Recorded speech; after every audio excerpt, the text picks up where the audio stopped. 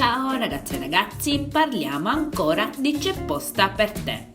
Maria De Filippi, straordinaria come sempre, ci racconta la storia di un amore contrastato. Bonnie scrive a Maria perché chiede aiuto per recuperare la sua storia d'amore con la fidanzata Aurora, storia interrotta proprio dalla suocera.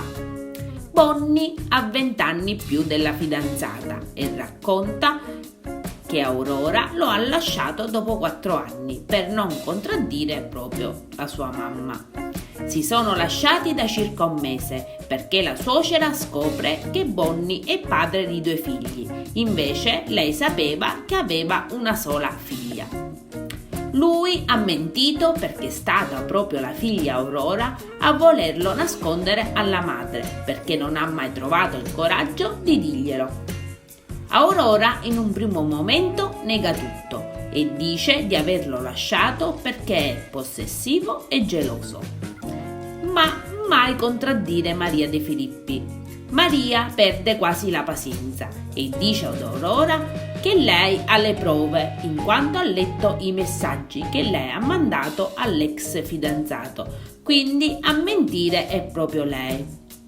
Ho letto i messaggi, tu gli scrivevi che lo ami e che ti manca, ma non vuoi deludere la tua famiglia, dice Maria, e aggiunge ancora che non ha il coraggio di dirlo alla sua mamma. Aurora cerca di difendersi. In realtà io non ho il coraggio di dirgli che non lo amo più.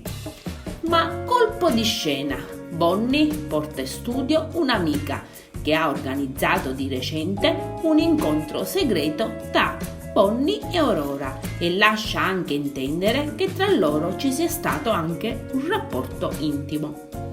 C'è stato qualcosa di intimo come dice lui? Chiede Maria e Aurora incredibilmente risponde sì, ma non volevo.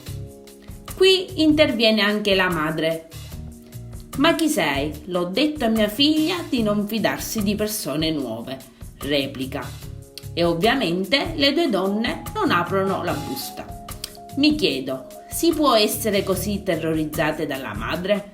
La ragazza si vedeva bene che non riusciva ad esprimersi. La soggezione verso la madre era palese, ma far passare la storia come un'ossessione del ragazzo, questo è troppo.